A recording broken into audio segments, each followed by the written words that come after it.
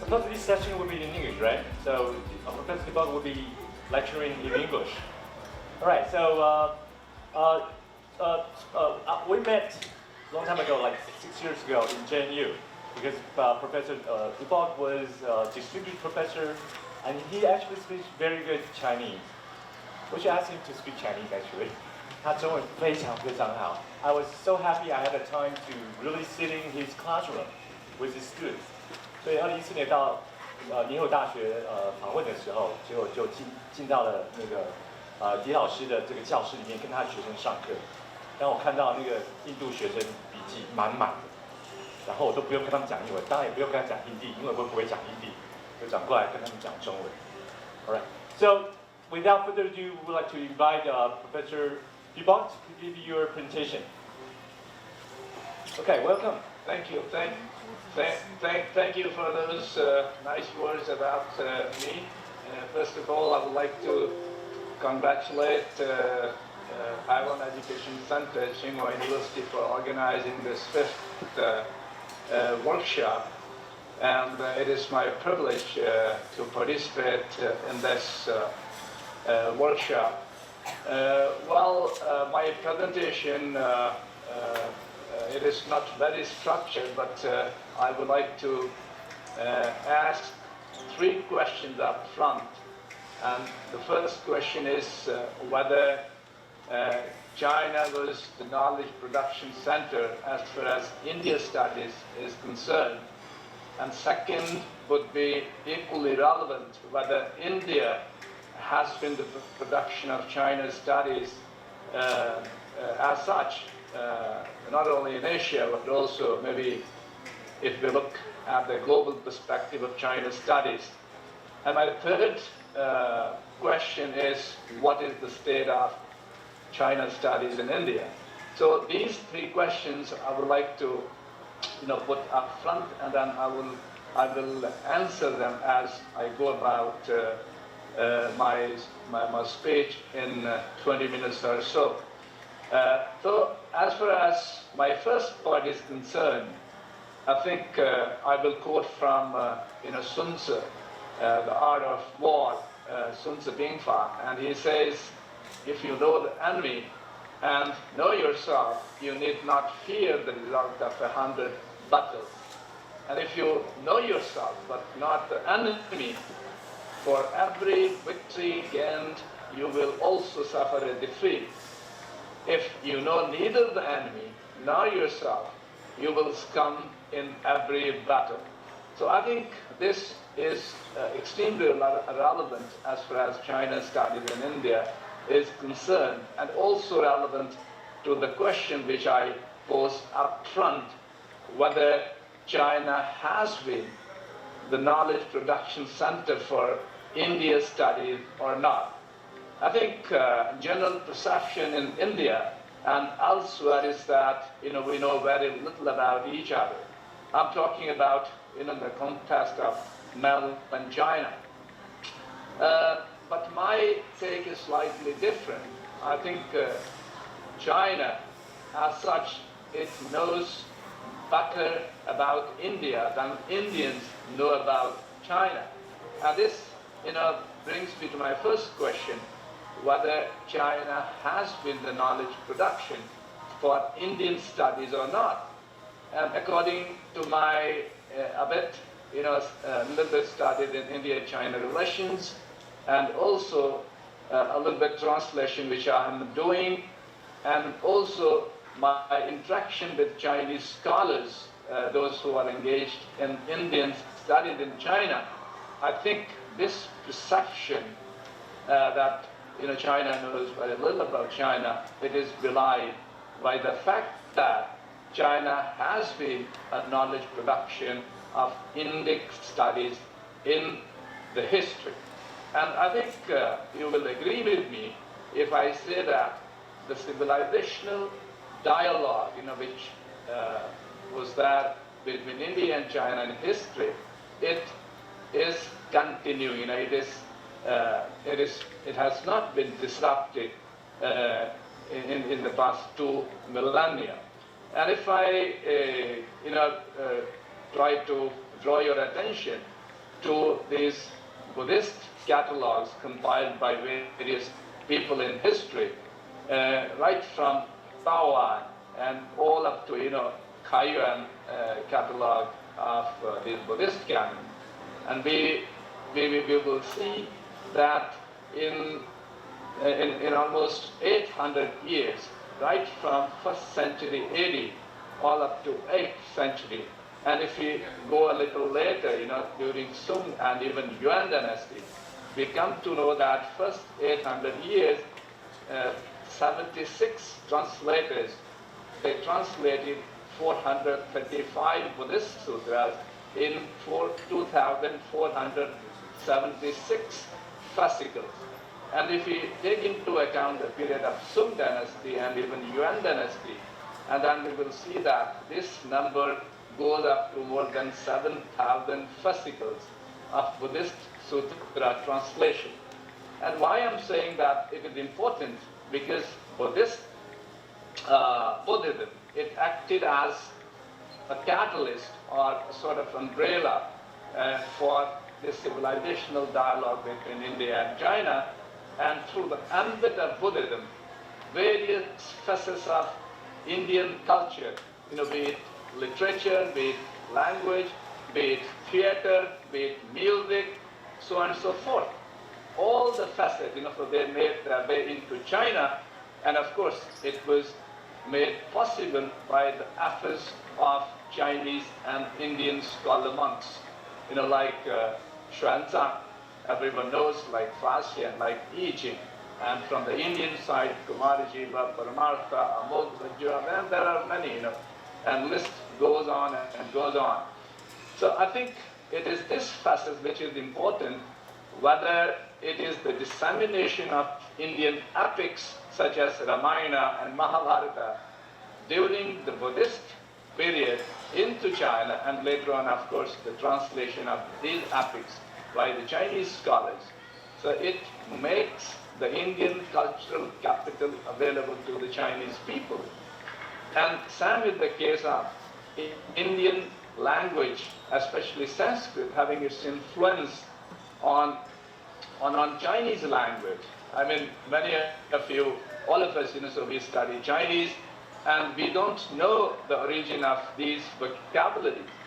And I will share an information with you that even present day in Chinese there are almost 35,000 vocabularies of Indian origin. And these are concepts, old concepts, which enriched not only the language, but also the literature of China. And another facet is that if you look at the pre-Qin literature, or whether it is historical prose or philosophical prose or anything, it is monosyllabic. The Chinese language has been monosyllabic. And how did it become bisyllabic or polysyllabic language? And I believe it is primarily because of the endeavors of these Buddhist sutra translators, so that they coined various concepts, coined new vocabularies, so that new concepts which were being transferred from India to China, so they are accommodated.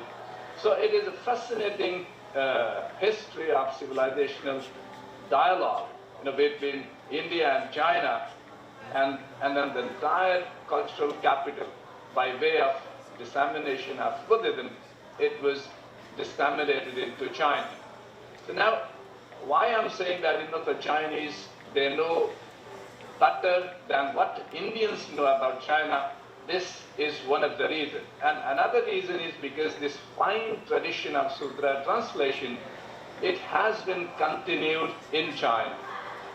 Translation and publication of Bhagavad Gita in the 1940s, Upanishad in the 1950s, Kalidasa's Abhijnana Shakuntalam and Meghdutta in 1950s and 1960s, Ramayana from Sanskrit in 1980s, Ramcharitmanas in 1988, Rabindranath Tagore's works in 24 volumes. He remains one of the most translated maybe foreign writers in China. No other foreign writer has been translated as much as Rabindranath Tagore of India has been translated in China. And the complete Mahabharata, another epic of India, it was also translated from Sanskrit into Chinese in 2005. And various editions of Manu Smriti, Surasagar, Kavir Granthavali, in 2018-19. So this demonstrates that the fine tradition of Sutra translation in China, it has been continued by present scholarship in China. So not only this, I would say that they have also rendered the works of Indian writers, such as medieval and modern Indian writers such as Bharatendu Harishchandra, Premchand, Yashpal, Mirza Ghalib, Muhammad Iqbal, Krishan Chandra, Jayashankar Prasad, Janendra Kumar, even South Indian writers, Subramaniam Bharati, including the Osho and Aurobindo of India. So they all have been translated by the Chinese scholars. Not only this, the works of Indian writers in English. In India, there is also tradition of writing in English. For example, Mulk Rajanand, K.R. Narayanan, Rajarao, Manohar Malgaonkar, Arun Joshi, Krishwan Singh, Vikram Seth, so on and so forth. These are the people, including Anita Desai, so they have written in English. And these writers, they have also been thoroughly researched and translated in China. So I think this proves, my first point that Chinese, they know more than what Indians know about China. One, by way of continuous civilizational dialogue, which was, primarily the influence of Indian literature on Chinese, language and literature, and then the continuation of this Sutra translation by some of the most famous Chinese scholars, and creating or training a formidable team of Indologists in China.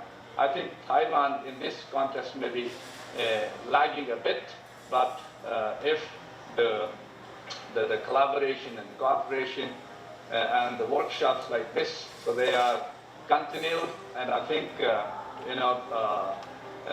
some of the shortcomings or asymmetries, so they could be done away with. So now this brings to my second point, whether India was or has been the knowledge production center of Chinese studies or not. And I will simply say no, it has not been a knowledge production of China studies in history and as well as now. And of course there are various reasons for that. One, of course, is the British domination of India or colonization of India. That is one of the most dominant factors. But I think since China also has a very long tradition, cultural tradition, literary tradition, and some of its classics, say, for example, classic of ours, so that is Shijing, it is almost 2,500 years old.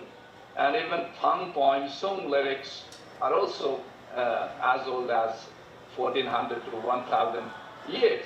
But it is quite intriguing as to why in India we don't find any translation of these classics. And of course, we have records that Xuanzang, at the request of Tang Emperor, did translate Tao Te Ching into Sanskrit, but unfortunately, the text has been lost. And unlike India and China, the West, which had no context whatsoever in history with China, I'm talking about in the context of civilizational linkages between India and China, I think West, they had nothing of that sort. But in medieval time, we will see that once these missionaries from the Western countries, they started pouring in China, for example, Matthew Ricci, in the 16th century, he rendered 4 books into Latin, but of course these were not published. And then all up to the way to the 19th and 20th century with Arthur Wallis' translation of the classics, Chinese classics. And this kind of translation we don't see in India. As far as my own research is concerned, I trace it to Joshua Marshman, who was the first to render first 9 chapters of Analects into English in 1809. So that's why I believe that China studies in India, so they should be at least traced to Joshua Mann's efforts to initiate China studies in India. Of course, he was also supported by the British Empire at the time. At that time, after Joshua Marshman, in fact, he was also one of the first to render the translation of Bible into Chinese, and they were also block printed in India. In West Bengal, there is a small place called Shirirampur. Both of these, they were rendered and translated there. But after that, so you will see 1908. So when Chinese studies, they were started in University of Calcutta, but somehow they were stopped because they didn't get, students or various other constraints for that until 1921, when Rabindranath Tagore founded Vishwabharati or Shantiniketan in West Bengal. But I think the push was given by Professor Thayin Shan, who came to India in 1928, and in 1937 founded China Bhavan in Shantiniketan. The building is still standing tall, and it is also emerged maybe one of the centers of China studies in India. I think the Shantiniketan school, which is one of the prominent schools of China studies in India, but it remained, one of the learning centers at least prior to 1962. It did train expertise and try to build capacities in China studies, but the focus primarily was, the study of Buddhism and maybe culture, literature, so on and so forth. And history, of course, was one of the important subjects which was studied there. And this could also be reflected in Professor P.C. Bagchi's works, the focus of Shantiniketan school. But after that, I don't see much emphasis on China studies in India until 1962 and its aftermath. I think many of the institutions engaged in China studies, but they were built after 1962. And of course, the funding came from Ford Foundation, Delhi University, the Center for China Studies. In fact, it could be traced to these developments after 1962, and subsequently founding of JNU and various other institutions across the country. I think as far as present state of China studies is concerned, there have been some attempts to plug in the holes and gaps in this asymmetrical relationship. As far as my first 2 questions are concerned, whether China has been the knowledge production center of Indian studies, or whether India has been the knowledge production for China studies.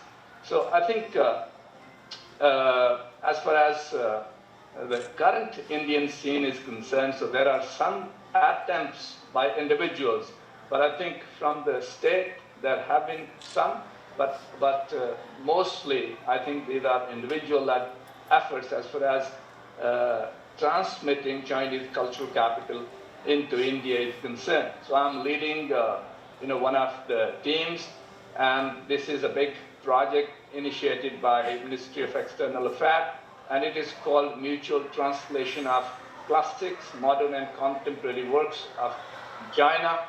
And under the ambit of this project, we are planning to translate 25 Chinese classics, modern and contemporary works, and the Chinese scholars, they are doing pretty much same.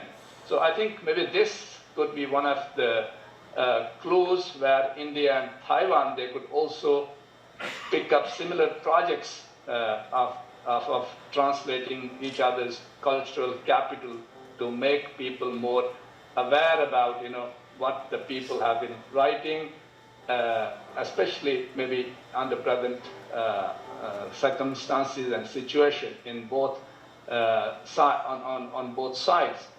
Another project essentially we did with Sahitya Academy is translation of 10 Indian representative works in various languages, right from English to Bengali to regional languages like Tamil and Kannada, so on and so forth. So 10 books were completed, and our Prime Minister, so he was supposed to present these, to the countries of Shanghai Cooperation Organization, SCO. They recently held, one summit. Of course, it was online summit. So now I think I still must be having at least 5-6 minutes. I don't know how much time I have with me. So in these couple of minutes, or maybe I will focus on why there are these asymmetries between India and China as far as China studied in India are concerned. So one, I would say that in India, hereunto the approach have been that of Eurocentrism. The Eurocentrist approach, it has become a kind of hindrance for the development of China study in India. If we see the kind of funding, not only in Delhi, but also in other regions, so mostly it is being dominated by European studies. So China studies, so they were sidelined for a long time to come. Thanks to the rise of China and that Indian leadership and the governments, so they are taking some measures or initiative in this direction. For example, in 2009, Indian government, so they passed an act of parliament by way of which in each province of India, one central university with the China study program, whether language or studies, it was decided to be taken up. But unfortunately, as of now, I don't think in all provinces these central universities have been opened up and China studies have been initiated. But yes, in some of the newly established universities like Sikkim University, like Central University of Jharkhand, Central University of Gujarat, and a few others, state-level universities, so they have initiated China study program. And similarly, a host of private universities, so they have also taken up the lead in initiating China studies. For example, in vicinity of Delhi, Ashoka University, so they are doing an excellent job, and in fact, they are building the China study program. They are wanting to build in-house capacity in Chinese learning, and also China study. They have teamed up with Harvard, Yanjing, for offering scholarship in China studies. Shivnadar University is also, another private university. Jindal is another university. Amity is another, and then various other universities at state levels, which are also taking up lead in promoting China studies. But I think the problem remains, which is one is, we have not been able to build capacities in China studies in India, and I think it is in this area where maybe expertise and professional experience of scholars from Taiwan and India, it could be synergized, and maybe something constructive could be done. Especially when we talk about lack of bibliographic sources in India, or sort of the sinological tools for engaging in China studies are concerned. So I think it is here we can find some cohesion, between the scholarship in Taiwan and India, that we could, maybe initiate the writing of textbooks and maybe undertake other projects. And I know that maybe some of the universities or maybe Taiwan Education Centers, so they are doing this for some time, and maybe it won't be too long when we see some of the textbooks being published, by them, catering to the Indian audience. Another problem, I think, as far as China studies is concerned, so we are not being able to integrate the language learning and studies, or the discipline, say from areas. So area studies in India, so they have remained weak because we have not been able to integrate them into the language. So this has been a problem. And then I think another problem is the allocation of resources and building of hardened infrastructure, as well as development of China studies in this country is concerned. So here again, I think there is a lot of scope between Taiwan and India to plug in these gaps as far as building hard and soft infrastructure is concerned. I think Taiwan has the necessary requisite to fill in these gaps, and we can do something constructive as far as this learning of language, as well as development of China studies in this country is concerned. And another thing I think which is also important is China studies in India. So they have been primarily Delhi-centric. So this is not a good thing if we would like to see China studies being taken out of Delhi and having sort of like pan-India base for China study. I can see in China, Indian studies, so they have sprawled out of Beijing. Xi'an has emerged as one of the centers, Yunnan and Sichuan, so they have also emerged as another center. Shanghai is emerged as another center. So I think in India, why can't we also diversify them from Delhi to other places, say one center in the north, one in the south, one in the west, and one in the east.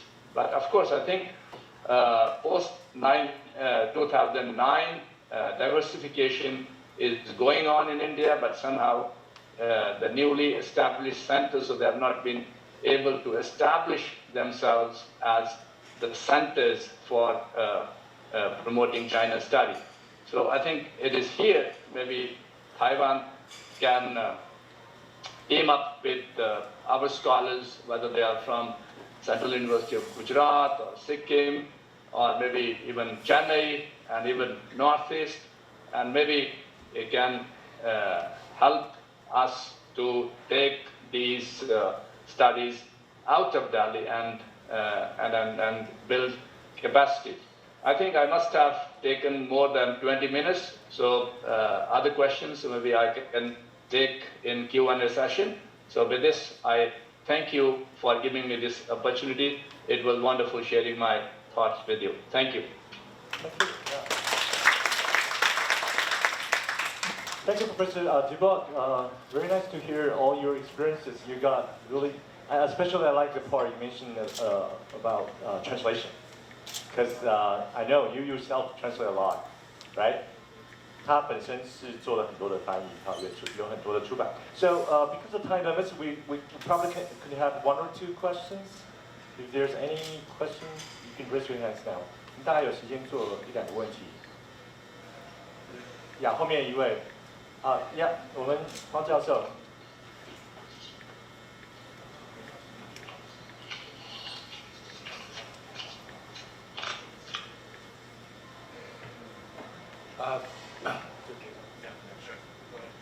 Good afternoon, sir. Long time no see. I just wonder, we see the rising anti-Chinese sentiment in India due to the China-Indian border dispute. And we also hear that the Indian government maybe want to pay more attention to the so-called Confucius Institute in China. So we wondering, what's this impact on like Taiwan, the Mandarin Chinese teaching in India? Is there any opportunity or maybe challenging? Because if more Indian they dislike Chinese, maybe they will also have a negative impact on so-called Chinese teaching in India. So what's your comment on this? Thank you. Yeah, thank you, Professor. Nice to see you there. Yeah, it has been a long, we met last. Yeah, I think this is a good question, a very relevant question according to the situation which is at the border, and maybe maybe the way the policies would be recalibrated by the Indian government and also maybe by China. As far as these Confucius institutes in India is concerned, so I think they were non-starters from the very beginning. That is my personal opinion, because JNU was the first to ink an agreement with China in 2005, but then it didn't work out, and finally it has to be stopped. So it was a non-starter. And as far as other institutes are concerned, so there is one in Mumbai University, there is another in Bangalore Institute of Technology, and there are some, other here and there, but maybe not many. As such, I don't think these institutes have been successful in operation in operating in India, but there has always been sort of like apprehension on the part of the government as well as maybe the institutions where these are housed. So I don't think so they have been functioning or operationalizing according to the optimum utility. So that is my first part. And second part is as far as the collaboration between Taiwan in promoting language and China studies concerned, I think there is a huge room. As far as building capacities in Chinese language is concerned, I think Taiwan Education Center of Tsinghua University, they are doing a wonderful job. They have dispatched teachers to various universities in India. In fact, there was one teacher in JNU also. Unfortunately, we don't have now, but then hopefully we will be taking up the matter again, once this COVID situation eases out. I think there is a tremendous scope because the Galvan incident, of June 14, it has rattled the confidence, whatever little it was there between India and China, and the kind of understanding or sort of equilibrium which existed between India and China to that point. So it has also been shattered. So in order to restore it, between India and China, so I think it will take a long, long time. So in the intervening time, I think if India and Taiwan, so they could collaborate in building these capacities, filling up the gap, plugging in the holes. So I think it holds a very, very good,